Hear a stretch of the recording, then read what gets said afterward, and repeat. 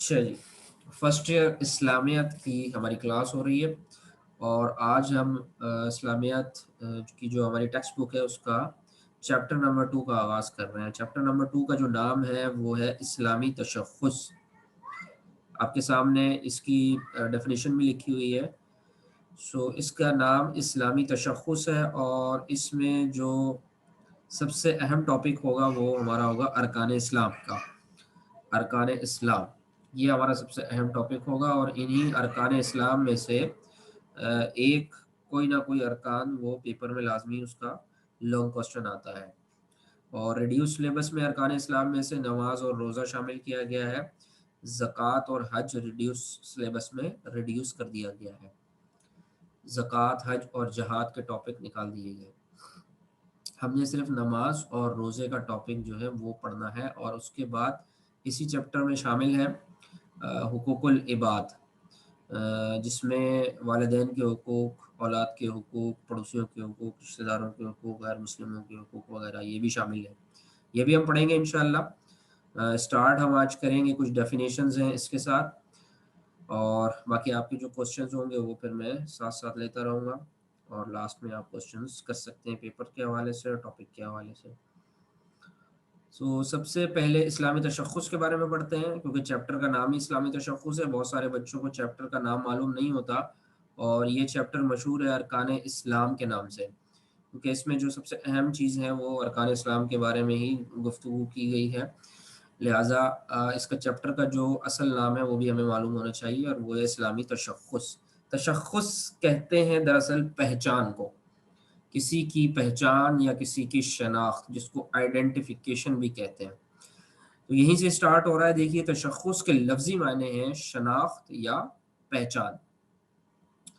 اصطلاح میں اسلامی تشخص سے مراد ہے مسلمان کی اسلامی شان و شوکت اور اسلامی پہچان، یعنی وہ تمام چیزیں، وہ تمام اعمال جو جب ایک مسلمان ادا کرے گا تو دوسرا جو دیکھنے والا ہے اسے اس بات کا علم ہو جائے گا کہ یہ جو کچھ بھی عمل کر رہا ہے یہ مذہب اسلام سے تعلق رکھنے والا شخص ہے یا اسلامی تعلیمات سے تعلق رکھنے والا یہ انسان ہے۔ تو وہ تمام علامات، وہ تمام چیزیں جو ہمیں پہچان کرائیں اسلام کی، وہ اسلامی تشخص کہلاتی ہے۔ دیکھیے یعنی ایسے تمام عقائد و نظریات اور اعمال و اخلاق جو ایک مسلمان کو دوسرے تمام انسانوں سے الگ اور ممتاز کرتے ہیں، یعنی جب وہ ایکٹ کیا جاتا ہے تو پتہ لگتا ہے کہ یہ مسلمانوں والا کام ہے، یہ غیر مسلموں والا کام نہیں ہے، یہ کسی اور مذہب پر عمل کرنے والے لوگوں کا عمل نہیں ہے، بلکہ یہ تو صرف اسلام کے پیروکاروں کا عمل ہے۔ تو ایسا کام، ایسی علامت ہے کہ جو اسلام کا تشخص ہے، اسلام کی پہچان ہے، ایک مسلمان کی، مومن کی پہچان ہے، وہ تمام کی تمام چیزیں اسلامی تشخص کہلاتی ہیں۔ مثلا نماز، روزہ، حج وغیرہ۔ اب یہاں پہ دیکھیں انہوں نے مثال بھی دی ہے، جیسا کہ نماز۔ اب کوئی شخص نماز پڑھ رہا ہے تو دیکھنے والا یہی کہے گا نا کہ بھائی یہ تو مسلمان ہے، کیونکہ یہ اسلام کی پہچان ہے۔ نماز کی ادائیگی کسی اور مذہب کے اندر نہیں ہے، صرف اور صرف اسلام میں۔ اسی طرح روزہ، روزہ جو ہمارے ہاں مسلمانوں میں جو فاسٹنگ کا جو کانسیپٹ ہے وہ دوسرے مذاہب سے ڈفرینٹ ہے۔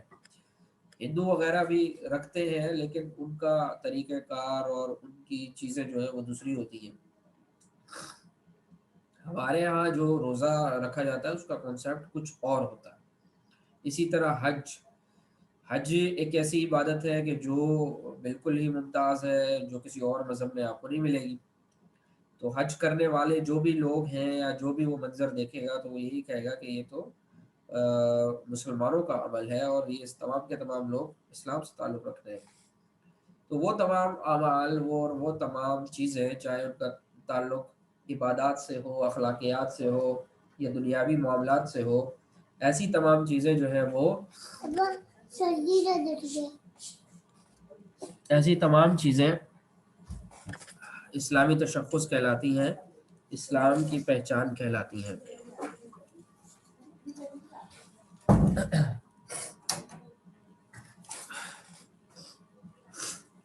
अच्छा जी, आगे देखिए।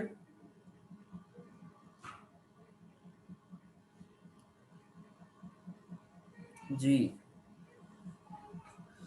पेपर के मुतालिक बेटा मैंने ये बताया है कि आपका एमसीक्यूज बेस्ड पेपर ही होगा, यही फाइनल हो गया है। पहले थोड़ा सा चेंज हो रहा था कि हाफ डिस्क्रिप्टिव लिया जाए और हाफ जो है ऑब्जेक्टिव लिया जाए, लेकिन वो नहीं लिया, क्योंकि 1 घंटे का ही टाइम है, तो 1 घंटे में बहुत मुश्किल होगा आपके लिए दोनों चीज़ों को अटेम्प्ट करना। या तो उसके लिए टाइमिंग बढ़ानी पड़ेगी, या जो है सिर्फ ऑब्जेक्टिव रखा जाए। तो फाइनल ये डिसाइड हुआ है कि आपका सिर्फ और सिर्फ ऑब्जेक्टिव ही होगा, एमसीक्यूज बेस्ड पेपर होगा। और बाकी उसका सिलेबस वही है जो आपको सेंड किया गया है, और उसी में से क्वेश्चंस आएंगे। और स्केजुअल भी वही है आपका, डेज आपको मिल गए होंगे, पता चल गया होगा कि किस दिन कौन सा पेपर है। तो उसको अब आपने ऑब्जेक्टिव ही तैयार करना है, सब्जेक्टिव तैयार नहीं करना, ठीक है।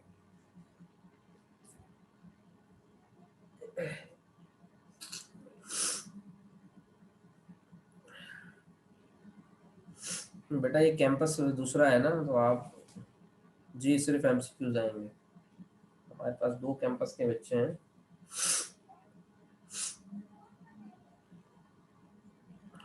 ओके।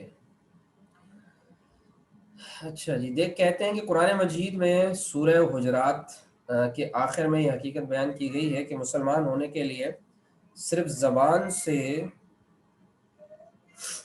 हाँ मेरा तबीयत थोड़ी सी सही नहीं है, कल 1-2 दिन से थोड़ा सा इशू चल रहा है। तो गैप का मुझे नहीं पता बेटा, उस दिन ऑफ होगा या क्या है, अब वो नेक्स्ट वीक ही पता चलेगा आपको, या आप पूछ लीजिएगा अपनी एडमिनिस्ट्रेशन से। एमसीक्यूज का मेथड,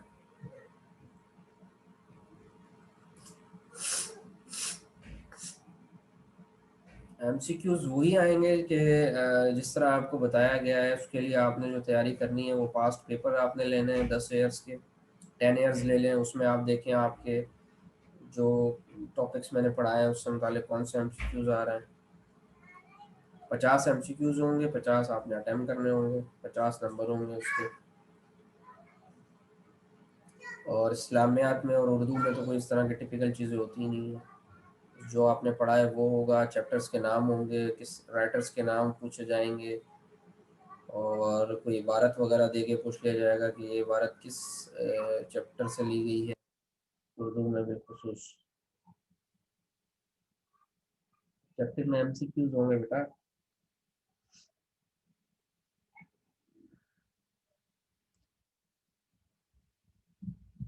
एमसीक्यूज पहले कभी टेस्ट दिया है, नहीं दिया आप लोगों ने?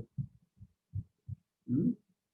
इस्लामियात में भी इसी तरीके से ही आएगा। इस्लामियात में जो इस्तिलाहात होती हैं उनके ऊपर आपने कंसंट्रेट करना है। लुग़वी और इस्तिलाही मायने जो होते हैं उसके बहुत सारे क्वेश्चंस बनेंगे, ठीक है।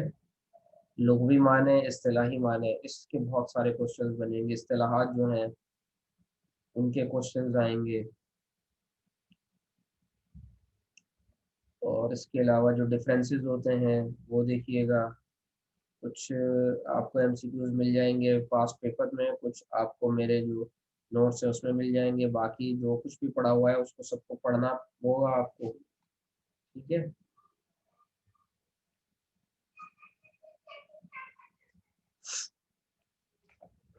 तो मशहूर आयत या हदीस जो है किसी टॉपिक से रिलेटेड, वो दे के पूछ ली जाएगी कि इसका उसका तर्जुमा पूछ लिया जाएगा, या उसका तर्जुमा दे के कोई एक आध लफ्ज़ मिसिंग होगा वो पूछ लिया जाएगा, या अरबी में कोई एक आध लफ्ज़ मिसिंग होगा वो पूछ लिया जाएगा।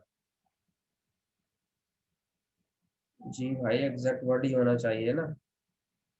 एमसीक्यूज के 4 ऑप्शन होते हैं, तो 4 ऑप्शन में से आपको सही वाला ही सिलेक्ट करना है। लगता नहीं है कि आपने पहले कभी एमसीक्यूज अटेम्प्ट किए।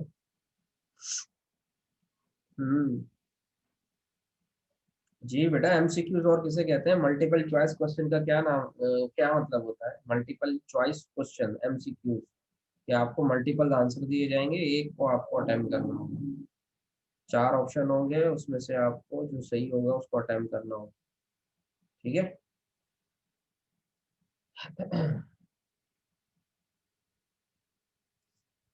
चलें जी, टॉपिक की तरफ आइए। तो मुसलमान होने के लिए सिर्फ ज़बान से इस्लाम का इकरार कर लेना काफ़ी नहीं है, बल्कि अल्लाह ताला और रसूल अकरम सल्लल्लाहु अलैहि वसल्लम के तमाम अहकामात को दिल से मानना भी ज़रूरी है। ठीक है? तो मुसलमान होने के लिए बस मुँह से कलमा पढ़ लेना, मुसलमान के घर में पैदा हो जाना और अल्लाह का नाम लेना, उसके रसूल का नाम सिर्फ़ ज़बानी लेना, ये जो है इस इतना काफ़ी नहीं है, बल्कि दिल से इस्लाम के, अल्लाह और उसके रसूल के तमाम अहकामात को माना जाए। जो कुछ टीचिंग्स अल्लाह ताला ने कुरान मजीद की शक्ल में दी हैं और आप सल्लल्लाहु अलैहि वसल्लम ने अहादीस की शक्ल में दी है, उन तमाम अहकामात को भी दिल से मानना पड़ेगा और उनके आगे अपने सर को झुकाना पड़ेगा। ठीक है? अल्लाह और उसके रसूल सल्लल्लाहु अलैहि वसल्लम के अहकामात पर अमल पैरा होना ही एक मुसलमान की पहचान और उसका इस्लामी तशख़्ख़ुस है। अब नाम तो रख लिया अपना मुसलमान, मुसलमान के घर में पैदा हो गए, लेकिन काम सारे जनाब दूसरों वाले हैं। दूसरे मज़ाहिब से बहुत ज़्यादा मुतासिर हैं, दूसरी तहज़ीबों से, कल्चर से बहुत ज़्यादा मुतासिर हैं।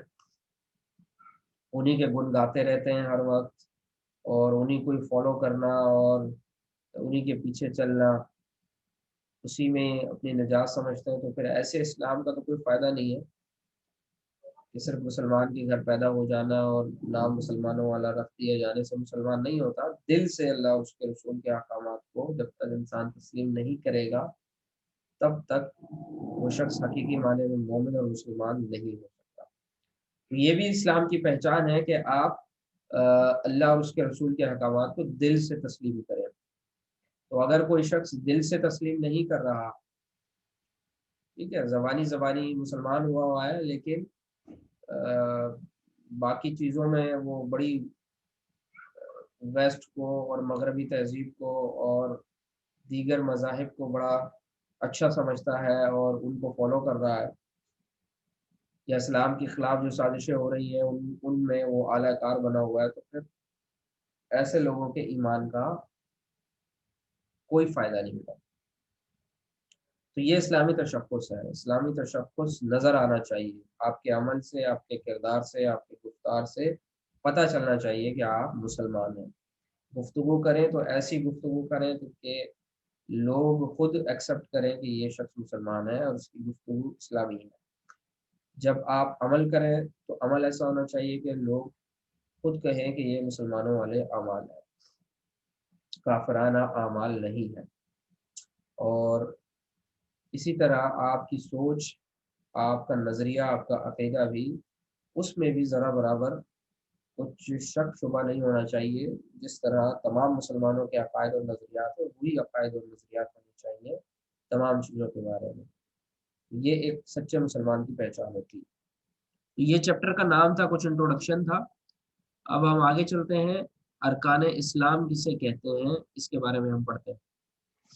देखिए, अरकान रुकन की जमा है। ये भी आ सकता है एमसीक्यूज में। मिसाल के तौर पे दे रहा हूँ, सेकंड चैप्टर इंक्लूड नहीं किया है, लेकिन सेकंड चैप्टर में देखें इस तरह की चीजें होती हैं जो एमसीक्यूज में आती हैं कि अरकान किसकी जमा है। तो अरकान रुकन की जमा है, जिसके माने हैं सुकून। इंग्लिश में इसको कहते हैं pillar. There are 5 pillars of Islam. तो इस्लाम के कितने बुनियादी अरकान हैं? 5 बुनियादी अरकान। अरकान और सुतून एक ही चीज को कहते हैं ना। तो अरकान रुकन की जमा है, जिसके माने सुकून के हैं। और सुतून या रुकन ऐसी चीज को कहा जाता है कि जिस पर इमारत के कायम रहने का दारोमदार हो। यानी वो चीज के जिसके ऊपर इमारत कायम हो, इमारत खड़ी हुई हो।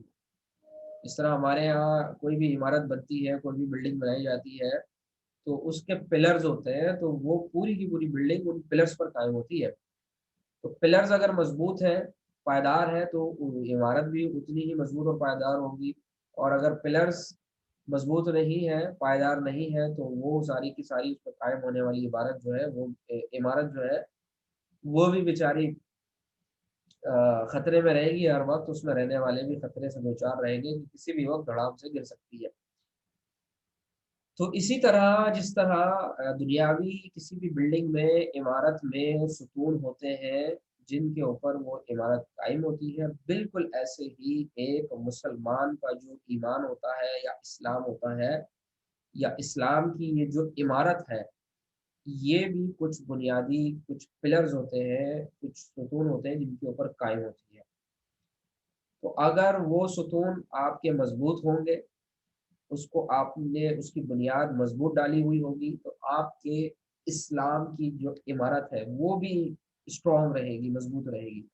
اور اگر اس میں کمی ہوگی، کوتاہی ہوگی، صحیح نہیں بنیاد ڈالی گئی ہوگی اسلام کی عمارت کے ان پلرز میں، تو پھر وہ ساری عمارت جو قائم ہونی ہے وہ ساری کی ساری خطرے سے دوچار رہے گی، آپ کا ایمان بھی خطرے میں، آپ کا اسلام بھی خطرے میں۔ تو دیکھیے یہاں ارکان اسلام سے مراد دین کے وہ بنیادی اصول اور اعمال ہے جن پر اسلام کی پوری عمارت قائم ہے۔ ایک حدیث پاک ہے اور اس حدیث کے اندر ان تمام ارکان کی تفصیل ہمیں ملتی ہے اور ان کی ترتیب بھی ہمیں ملتی ہے۔ آپ صلی اللہ علیہ وسلم نے ارشاد فرمایا بنی الاسلام علی خمس، اسلام کی عمارت جو ہے وہ 5 ستونوں پر قائم ہے۔ اسلام کی عمارت 5 ستونوں پر قائم کی گئی ہے، اٹھائی گئی ہے سے مراد بنائی گئی۔ پہلی چیز کیا ہے؟ اس بات کی شہادت یعنی گواہی دینا کہ اللہ کے سوا کوئی معبود نہیں، اور اس بات کی گواہی دینا کہ حضرت محمد صلی اللہ علیہ وسلم اللہ کے بندے اور اس کے آخری رسول ہیں۔ ٹھیک ہے، تو پہلی جو اس عمارت کا پہلا جو پلر ہے وہ کیا ہے؟ شہادت، گواہی کس چیز کی؟ اللہ ایک ہے اور محمد صلی اللہ علیہ وسلم اس کے بندے اور اس کے رسول ہیں۔ یہ ہے پہلا رکن اسلام، جس کو آپ عقیدہ توحید اور عقیدہ رسالت کہتے ہیں، جو آپ چیپٹر نمبر 1 میں ان ڈیٹیل پڑھ چکے ہیں۔ عقیدہ توحید بھی پڑھ چکے ہیں، عقیدہ رسالت بھی پڑھ چکے ہیں۔ یہی اسلام، ارکان اسلام کا پہلا رکن ہے۔ اس کو عام ہم لوگ اپنی روزمرہ کی گفتگو میں کلمہ بھی کہتے ہیں۔ جب بچوں کو یہ پڑھایا جاتا ہے، ارکان اسلام یاد کروائے جاتے ہیں، تو ان کو وہاں پر کہا جاتا ہے کہ پہلا جو رکن ہے وہ ہے کلمہ۔ تو وہ کلمہ اصل میں کلمہ شہادت ہے، اور اس شہادت میں جو ہم گواہی دے رہے ہیں وہ اللہ کے ایک ہونے کی اور آپ صلی اللہ علیہ وسلم کے اللہ کے بندے اور اس کے آخری رسول ہونے کی گواہی دے رہے ہیں۔ تو یہ گواہی دینا اور اس پر دل سے ایمان لے کر آنا، یہ در حقیقت ارکان اسلام میں سے پہلا رکن ہے۔ دوسرا دیکھیے نماز قائم کرنا۔ تو مسلمان ہونے کے بعد اور اللہ اور اس کے رسول پر ایمان لانے کے بعد جی بڑا توحید، سب سے بنیادی اور اہم رکن جو ہے وہ نماز قائم کرنا ہے۔ نماز ایک ایسی عبادت ہے جس کو اللہ تبارک و تعالیٰ نے دین اسلام کا رکن بنا دیا۔ تیسری چیز زکوٰۃ دینا، چوتھی چیز حج کرنا، اور پانچویں چیز رمضان کے روزے رکھنا۔ تو یہ کیونکہ حدیث پاک میں تھوڑی سی اس کی جو سیکوینس ہے وہ چینج ہو گیا ہے، حج پہلے آ گیا ہے اور روزے آخر میں ہے، لیکن ہم چونکہ فرضیت کے اعتبار سے اس کو لیتے ہیں، سب سے پہلے جب انسان دنیا میں آتا ہے یا کوئی شخص کلمہ پڑھتا ہے، مسلمان ہوتا ہے، دار اسلام میں داخل ہونے کے لیے، تو اس کو سب سے پہلے کلمہ پڑھنا پڑتا ہے، گواہی دینی پڑتی ہے۔ تو فرضیت کے اعتبار سے پھر چیزیں اس کے اوپر لاگو ہوتی جاتی ہیں۔ تو سب سے پہلے تو ضروری ہے کہ کلمہ پڑھے گا انسان تبھی مسلمان ہوگا۔ مسلمان ہونے کے بعد فوراً سے دوسری چیز جو اس کے اوپر لازم ہوگی وہ نماز ہے، کہ دن میں 5 مرتبہ پڑھنی ہوتی ہے، تو وہ فرض ہو گئی۔ اچھا، تیسری چیز کیا ہوگی؟ ہو سکتا ہے کہ وہ صاحب نصاب نہ ہو، مالدار نہ ہو، تو زکوٰۃ اس پہ فرض نہ ہو۔ اسی طرح جب صاحب جب امیر نہیں ہے، مالدار نہیں ہے، تو حج بھی اس کے اوپر ہو سکتا ہے فرض نہ ہو۔ تو تیسری چیز کیا ہے؟ پھر سال میں ایک مرتبہ رمضان کے روزے تو اس کے اوپر فرض ہو ہی جائیں گے نا۔ تو اس ترتیب کے اعتبار سے فرضیت کی جو جو چیزیں اس کے اوپر فرض ہو رہی ہیں، تو اس کے اعتبار سے رمضان کے روزے کا تیسرا نمبر بنے گا۔ تو پہلا بنے گا کلمہ یا شہادت، دوسرا نماز، تیسرا روزہ، پھر چوتھی چیز بنے گی زکوٰۃ۔ یہ زکوٰۃ کے لیے جو صاحب نصاب ہونے کی شرط ہے، اس میں جو مال کی مقدار ہے وہ کم ہے، اور حج کے لیے چونکہ اخراجات وغیرہ وہ زیادہ درکار ہوتے ہیں، تو ہو سکتا ہے، اور حج جو ہے وہ زندگی میں صرف ایک مرتبہ فرض ہے، جبکہ زکوٰۃ جو ہے وہ آپ کو ہر سال ادا کرنی پڑتی ہے۔ اسی لیے زکوٰۃ کا نمبر پہلے ہے اور حج کا نمبر آخر میں ہے۔ بہت سارے مسلمان ایسے ہوتے ہیں جن کے اوپر حج فرض نہیں ہوتا، ساری زندگی بھی نہیں ہوتا، کیونکہ اتنا مال ہی ان کے پاس کبھی جمع ہی نہیں ہوا کہ جس سے وہ حج پر جا سکیں، حج کے اخراجات ادا کر سکیں۔ یہ 5 بنیادی ارکان ہیں جس کے اوپر اسلام کی عمارت جو ہے نا وہ قائم ہے۔ جتنا مضبوط یہ عمارت ہوگی، ہمارا ایمان ہوگا، نماز، روزہ، زکوٰۃ اور حج ہوگا، جتنی پختگی ان چیزوں میں ہوگی اتنے ہی ہم اچھے اور سچے مسلمان ہوں گے اور اللہ کا قرب اتنا اچھے طریقے سے ہم حاصل کرنے میں کامیاب ہو جائیں گے۔ اب آگے ڈیٹیل آ رہی ہے، کلمہ شہادت جو ہے وہ کیا ہے؟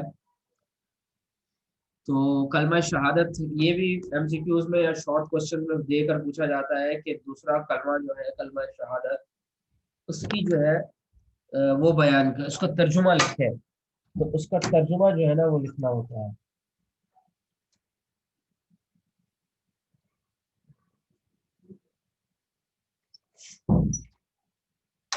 اچھا، تو اس کا دوسرے کلمے کا ترجمہ دیکھیے، کلمہ شہادت کا: میں گواہی دیتا ہوں کہ اللہ کے سوا کوئی معبود نہیں، اشہد ان لا الہ الا اللہ واشہد ان محمدا عبدہ ورسولہ، وہ یکتا ہے، وہ اکیلا ہے، اس کا کوئی شریک نہیں، اور میں اس بات کی بھی گواہی دیتا ہوں کہ محمد رسول اللہ صلی اللہ علیہ وسلم اس کے بندے اور اس کے رسول ہیں۔ یہ آخری جو ہے نا یہ اضافہ ہم اپنی طرف سے کرتے ہیں، کیونکہ انڈرسٹوڈ سی بات ہے کہ آخری رسول تو ہے ہی وہ، اور اب چونکہ پاکستان کے قانون میں لازمی قرار دے دیا گیا ہے کہ جہاں بھی آپ صلی اللہ علیہ وسلم کا ذکر کیا جائے گا رائٹنگ میں، اسپیچ میں، تو ان کے نام کے ساتھ خاتم النبیین کا لفظ ضرور استعمال کیا جائے گا۔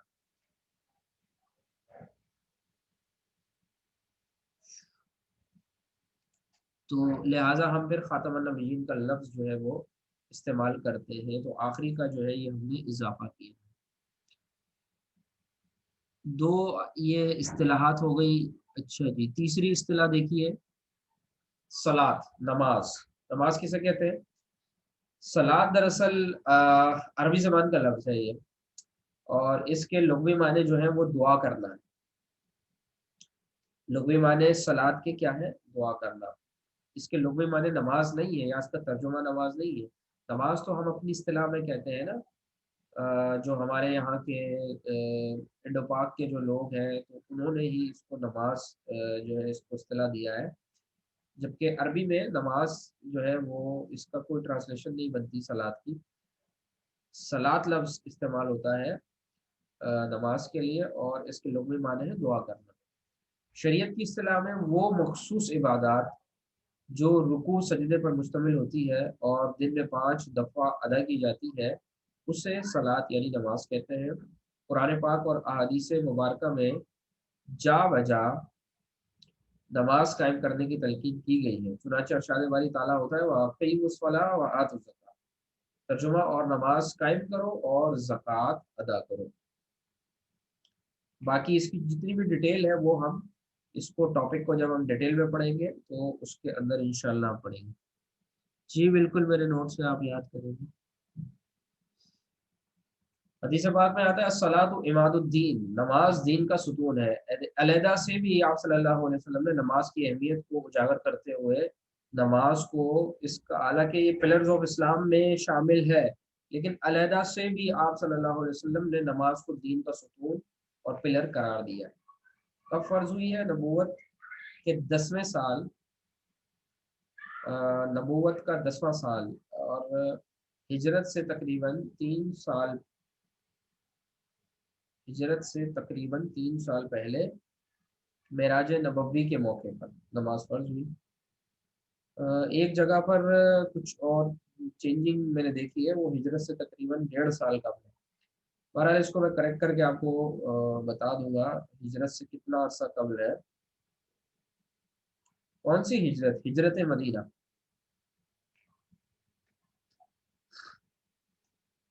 ہجرت مدینہ سے قبل، لیکن یہ سفر معراج کے دوران اور اس موقع پر ہی فرض ہوئی تھی۔ ये पूरा वाकया इंशाल्लाह जब इसको डिटेल में हम पढ़ेंगे, ये नहीं आएगा ये, चूंकि आपका जो सिलेबस बनाया है वो फर्स्ट चैप्टर का है, ये सेकंड चैप्टर स्टार्ट हुआ हुआ है आपका, तो ये हम टेस्ट में नहीं देंगे। ठीक है। इब्तिदान 50 नमाजें फर्ज हुई थी, फिर कम होते होते 5 हो गई, ये पूरा वाकया आएगा जब हम इसको नमाज को इन डिटेल पढ़ेंगे। सौम, अच्छा इसीलिए इसी तरह जो रोजे का लफ्ज है, ये भी सौम का मतलब रोजा नहीं होता, लेकिन जो टर्म इस्तेमाल की गई है अरबी में और कुरान मजीद में रोजे के लिए, वो सौम। सौम के लुग़वी माने रोकना या रुकना, यानी अपने आप को किसी भी चीज से रोकना, ये सौम इसके लिए अरबी में इस्तेमाल होता है। शरीयत की इस्तिलाह में सौम किसे कहते हैं, रोजा किसे कहते हैं, सुबह सादिक से लेकर गुरूब आफ्ताब तक खाने पीने और नफसानी ख्वाहिशात से इबादत की गर्ज से रुकने का नाम रोजा है। ठीक है। सुबह सादिक से लेकर गुरूब आफ्ताब तक खाने पीने और नफसानी ख्वाहिशात से इबादत की गर्ज से यानी नीयत के साथ रुकने का नाम रोजा है। कुरान मजीद में भी इसका तस्करा हमें मिलता है, ए ईमान वालों तुम पर रोजे फर्ज किए गए जैसा कि तुमसे कम लोगों पर फर्ज किए गए थे, ताकि तुम परहेजगार बन जाओ। और आप सल्लल्लाहु अलैहि वसल्लम ने इरशाद फरमाया कि रोजा दोजक से ढाल है। बाकी ये इसकी अकसाम है, ये तो पेपर वगैरह में नहीं इतनी पूछी जाती। अगर आपसे कोई इस्तिलाह का तर्जुमा पूछा जाता है तो आप ये लिख दिए, इतना बहुत है। वैसे इस्तिलाहत अब आती नहीं है, पुराने पैटर्न में आती थी इस्तिलाह। ज़कात, ज़कात किसे कहते हैं,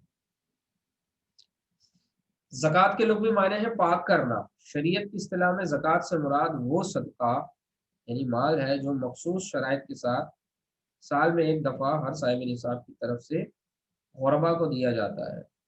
कुरान पाक में कई जगह नमाज के साथ ज़कात की अदायगी का हुक्म है। तो ये मखसूस ज़कात जो है वो इसकी शराइत होती है। अगर आपके पास निसाब जितना माल है तो फिर और उसकी शराइत सारी पूरी होती है, तो वो फिर साल में एक मरतबा ज़कात अदा करना वो फ़र्ज़ होता है। और वो किस किस को दी जाएगी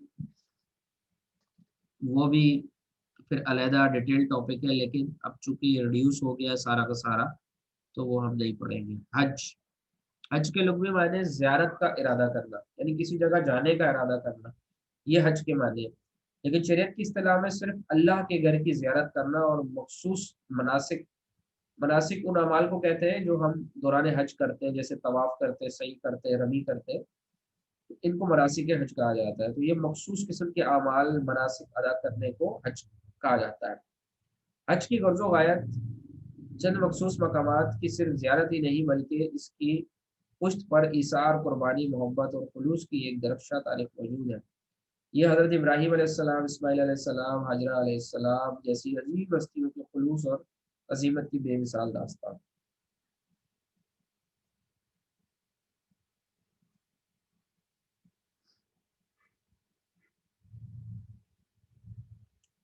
तो बेटा नोट से याद करेंगे ना आप लोग, नोट से ही याद करना है आपको, बुक में है, नोट्स में है, सारी तारीफात उसमें ही है। लुग़वी इस्तिलाही माने किताब में भी मौजूद है, नोट्स में भी मौजूद है। आपने नोट्स वगैरह नहीं लिए अभी तक तो, और तो कोई ऐसी जगह नहीं है ना जहाँ से मैं दूंगा। नोट्स है और किताब है, ये दो चीजें फॉलो करें, बस और कुछ जरूरत नहीं है आप। ठीक है। बाकी है कि इनके जो टॉपिक है डिटेल में वो सिर्फ ज़कात, अपना नमाज और रोज़ा ही आएगा। ज़कात और हज जो है वो रिड्यूस हो गया है। किस तरह बेटा, अभी तो मैंने बताया है, लुग़वी और इस्तिलाही माना पूछा जाएगा आपसे, लुग़वी माना पूछ लिया जाएगा। आप लोग जरा पास पेपर वगैरह खोल के नहीं देखा कभी आप लोगों ने, खोल के देखें उसमें एमसीक्यूज किस तरह के आए हुए हैं। नमाज के लुग़वी माने क्या है, ज़कात के लुग़वी माने क्या है, इस्लाम किसे कहते हैं, ईमान किसे कहते हैं, तौहीद किसे कहते हैं। या तो लुग़वी माना पूछा जाएगा या फिर पूरी उसकी तारीफ लिख के पूछी जाएगी कि ये किसे कहते हैं, इंसान के पुख्ता और अटल नजरियात को क्या कहते हैं।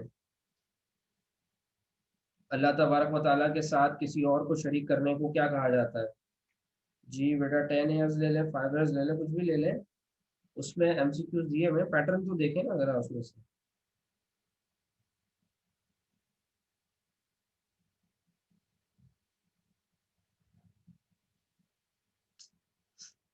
آپ اردو کی بات کر رہی ہیں تو بیٹا پھر کلیئر کرو نا، آپ کس چیز کا پوچھ رہی ہو؟ گرامر کی جو تعریف ہے،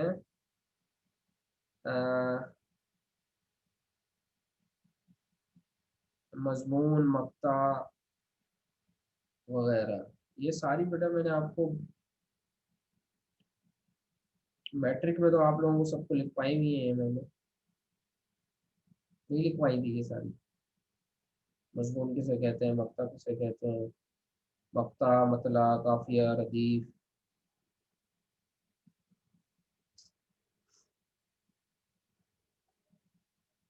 عروضی اصطلاحات کہا جاتا ہے ان کو.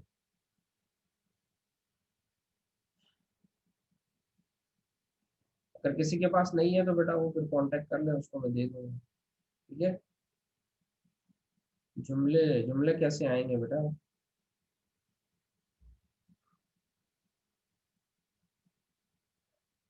اچھا جی، آپ نے ابھی جوائن کیا. آپ پھر بیٹا میرا نمبر لکھو. یہ لو، یہ تو فواد کو چلا گیا میسج.